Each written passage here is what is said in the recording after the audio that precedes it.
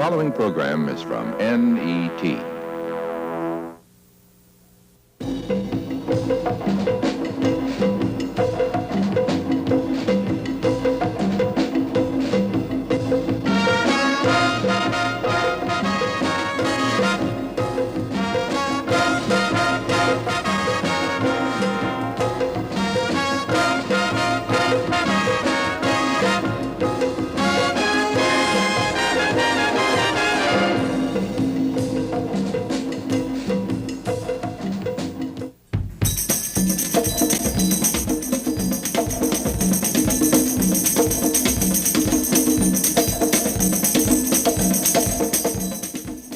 According to the dictionary, a clairvoyant is one who has the power of discerning objects not present to the senses. An astrologer foresees the influence of the stars upon human affairs or terrestrial events. Both of these fields are generally regarded as psychic phenomena. Are these practices forms of deception, or are they legitimate approaches to problem solving? And if they are, what meaningful relationship should a black psychic have to black people? We've asked a clairvoyant and an astrologer to shed some light in these areas. With me in the studio are Lillian Cosby, a well-known clairvoyant. Mrs. Cosby lectures at colleges and universities throughout the country. Jertha Love, one of America's foremost black astrologers with clients all over the world. Mr. Love is also a lecturer and is writing a book on astrology and black people. Sister Cosby? Number one, our society shuts us off. They don't want to accept us because we are psychics. They always feel that you're weird, you're an oddball, that you're somebody that creeped up out of the rug when you least expect them. But I always find it easy to get into the door when people know me as Lillian and not as a psychic. Then these things happen. I want people to know that this is so real, that I didn't study, I didn't go into this because it was my choice. Someone chosen to give me this gift long before I knew there was such a thing as a gift. When did you first know you had a gift? Well, I can think the very first time, I think it was about the age of 7 or 8. When that time I was really involved in a lot of social work in the Sunday school. And I have to say it was social because at that time, being a child, I couldn't be nothing else but a lot of fun. And it was fun to me. But the most striking event happened when I was 15. And that particular morning, I didn't want to go to school. And my mother insisted I go that day. And I told her why I didn't want to go to school. I told her that I was going to be caught in an accident and I didn't want to get hurt. And she felt that I was making this story up. Because all during those years, I had a habit of visualizing anything that I wanted to see or do, and I dramatized it, you know. So she figured it was one of my little things I was going through. And she insisted I go to school. And she gave me some car fare. And I was reared in a family that if you had a lie to tell, you better not tell it. So I took the money and I rode to school. And just as I was ready to step up on the curb, if anyone is familiar with Philadelphia, at 46 in Cheston, in that vicinity, I was hit by a truck. Just how did you get interested in astrology, and what has it done in terms of shaping your life, making you accepted, rejected, etc.? Well, Tony, insofar as I can remember, my father was the first one who ever mentioned astrology to me. It seemed that in his travelings around in the country, he had occasion to work for some people who were following this ancient science. Incidentally, they were cattle raisers or milk cow raisers. And it seems that at this particular time, there was quite a bit of danger in the, as I understand it, of underland fever. It was found later that this came from the milk of the cows. And it appears that these people who were milk producers were following the stars, and they were milking the cows at a certain time in the evening, and that they were following the phases of the moon. And upon my father's question, they told him that it was the science of astrology that enabled them to get the milk at the proper time, and also they were pasteurizing it before anyone in the country were actually doing this, boiling the milk to more or less kill the bacteria. And so he sort of picked up a primary knowledge of astrology while working for these people, because I questioned him about it when he told me that I should study astrology. Heretofore, this knowledge has been kept hidden, as I referred to before, by the possessors of it. For instance, the world's greatest and most valuable collection of books on astrology is in the Vatican. And it's known among all astrologers that the Pope and the cardinals and these people are master astrologers. Well, why don't they teach Catholics if they're master astrologers? It is an occult science, as I said before, and occult means hidden. So therefore, in keeping with the occult laws, they have kept it hidden. For instance, in this country, for years, the definition of astrology was a pseudoscience. They sort of set up a type of dispute around this science. That is, to keep others from knowing what they were doing. You see, originally this science was originated by the priest. It is commonly known by modern astrologers who say that the sign Pisces rules the black people. This is a tragic and erroneous statement, because Pisces, as everybody knows, is a state of grace. It's a sign of regret, self-undoing, and sorrow, tears. And this might be one of the reasons that they have assigned this sign to the black people. All people have a sign assigned to them according to their native characteristics. However, I would like to clear that up and tell you that every location on Earth has a particular sign designation in accordance with the celestial arrangement of the heavens. Therefore, Cancer, ruling the area between the 40th south and 40th north location on Earth. Longitude and latitude? This is the latitude, going around the belt or the waist of the Earth, is under the sign of Cancer. And everybody knows that the so-called black man had his origin there. So consequently, he comes under the sign of Cancer. Therefore, the moon is his star to follow. It is the only star in the heavens that has no light of its own. It shines with the reflective light. It reflects the light of the sun. The moon is known as being rather mystical, sensitive, changeable, mutable. That is, taking on the characteristics of anything that it comes in contact with. It is known to have rather psychic powers. This meaning an interfeeling or sensitivity to things that are happening or things that are to come. It also rules the water as a mineral, or one of the principal elements that make up our universe. So this sign, therefore, I'd like to clarify today, is the sign which rules the black people. All right, if we are the things that you say, sensitive people, aware of the future, you know, what is our future? Your future? As black people, what is our future? The future of black people is wrapped up in the basic characteristics of Cancer, which is the sign of civilization. Civilization, that is to say, those who do not make war, but feed and nurture the fruitfulness and the creativity of a people.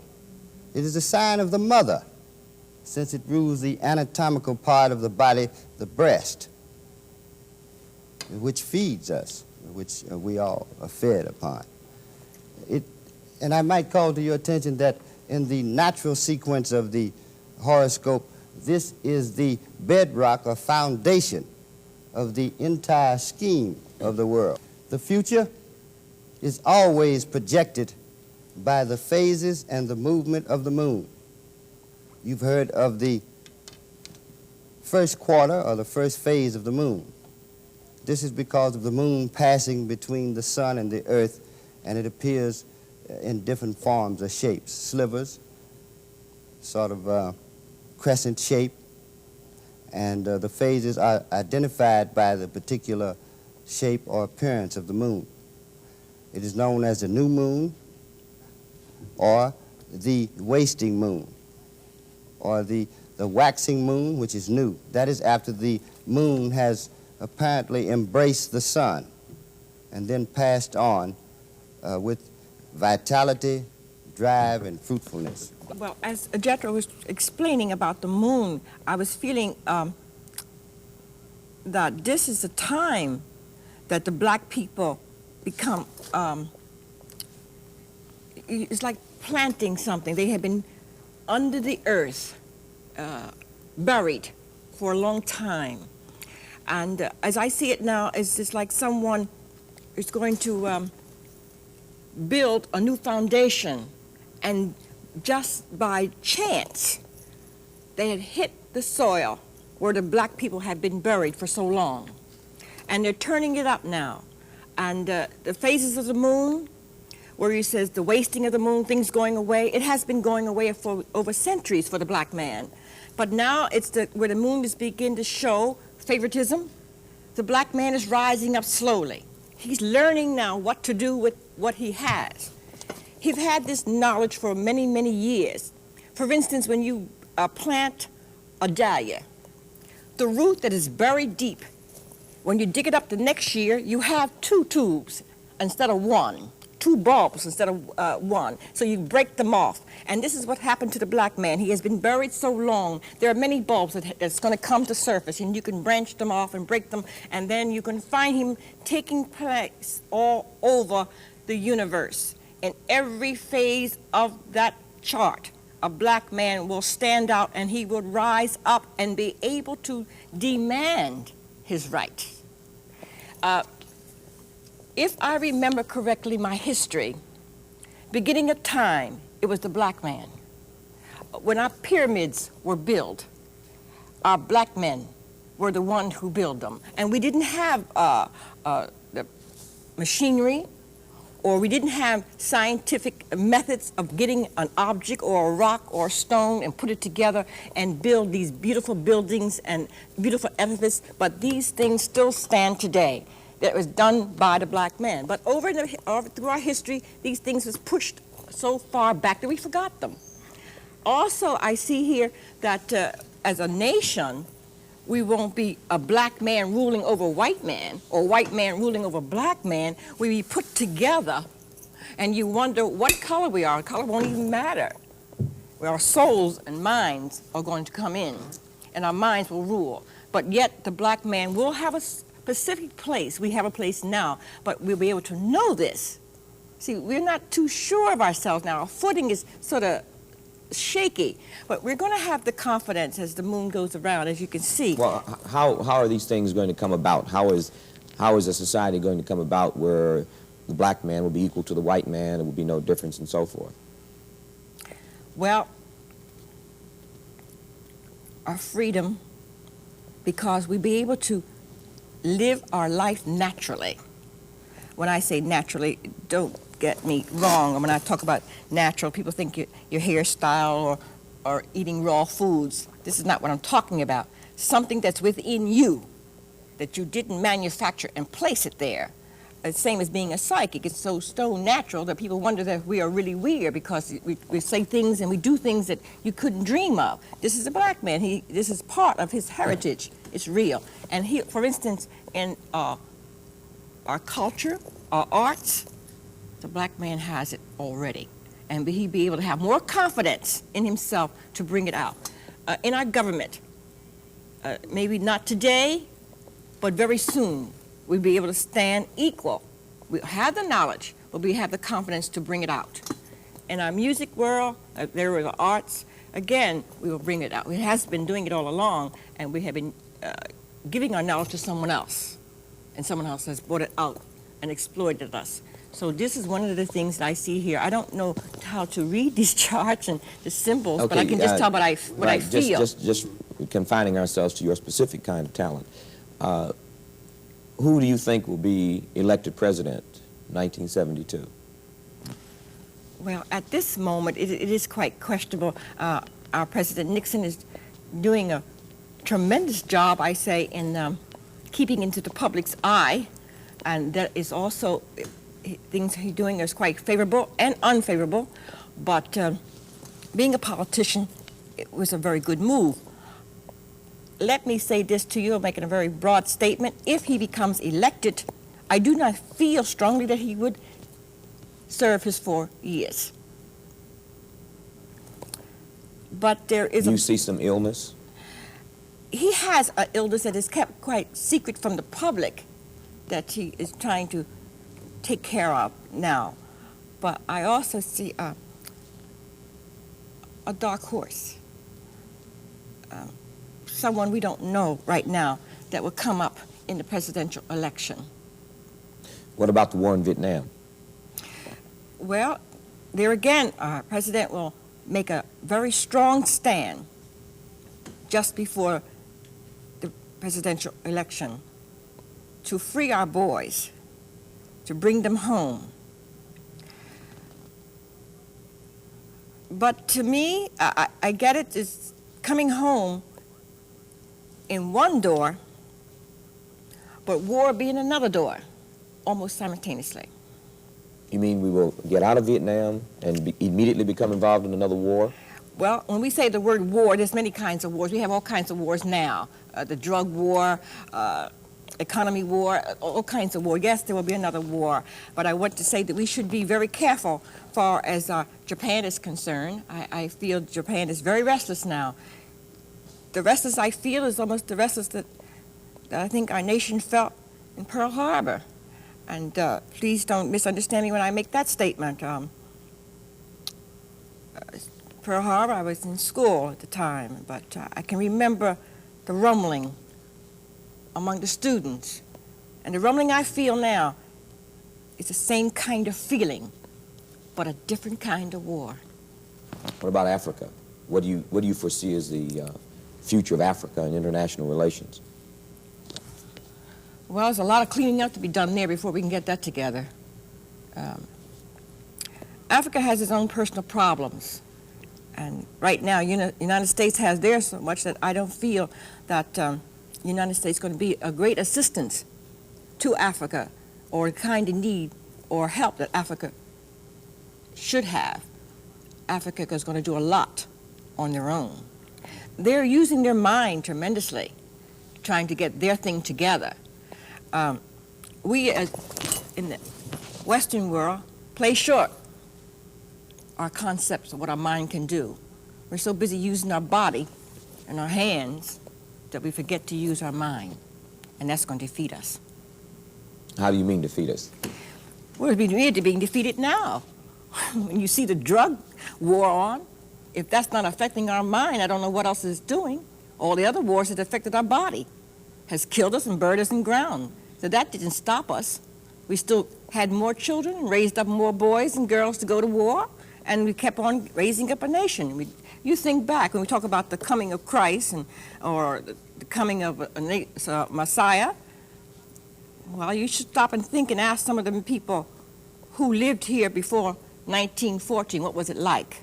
Before 1914? Yes, 1914. What was it like then? It was wars going on then. Then in 1940, the children that were brought into the world then. And then the war, Korean, now the war on drugs. All these things leading up to defeat a nation. And they said, and this all comes out in the Bible and Revelation, rumors and rumors of wars, and each war is to break us down and tear us down and to take something from us so we won't have nothing left. And I don't think this has anything to do whether you're black or white.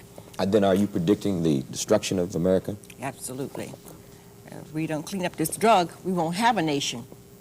Not America, a world. And this is what's happening, and we're not really facing facts. We're not even thinking that the Bible has anything to do with our nation. It does. It's telling us of our history, our heritage. And this drug on war is really taking a stronghold, and it's almost winning. The Bible is full of allusions, astrological allusions to the end of the world. It's actually inspired writings of men who had observed the phenomenons in nature, which there again is associated with the science of astrology. A lot of people say that 1994, is it? Yes, that is the What's supposed to happen in 1994?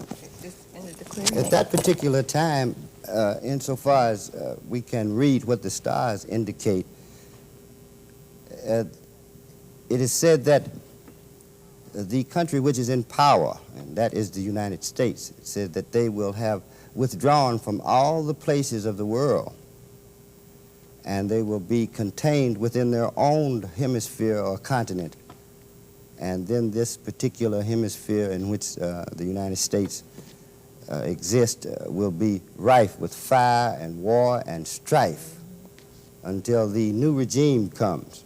This is predicted in Revelations as well as being indicated in the science of astrology. What do your stars tell you that the new regime will be? It tells me that it will be a regime of liberality, freedom, individual respect, science, a quite advanced scientific nation of people who will be ever peaceful and quite forward in their quest in space. It'll be very scientific. It'll be more objective. They won't be as so personal and so sociable as they are today, yet they will exist in a much more peaceful state. That is after the process of polarity is over. What does that mean? Going on today. Explain polarity to me. Polarity, to put it in common words, means a separation of elements from each other, which constitutes a positive or a negative side, which we have in all things. It's a natural process. This is what is going on among the black people today. The process of polarity. They really don't know where they're going and what they're going to do after this cry of black power and making their statement that they're no longer going to be oppressed, you see. This is the process of a natural process, which is in keeping with the universal laws or the manifestation of nature as we know it. All things separate. To say it biblically, it is a separating of the wheat from the shaft. We must take sides, and we're going to take sides from the natural force of things. It's only a natural thing. Well, how does polarity relate to black and white people? It relates in this respect, that the black people are now in the process of separating themselves completely from the white people, the so-called white people. Why? So they can establish an identity and be respected as such, and therefore take a part in the management of the world, or the conditions of the world. What about the Aquarian Age? What does that mean? The Aquarian Age is the age of freedom.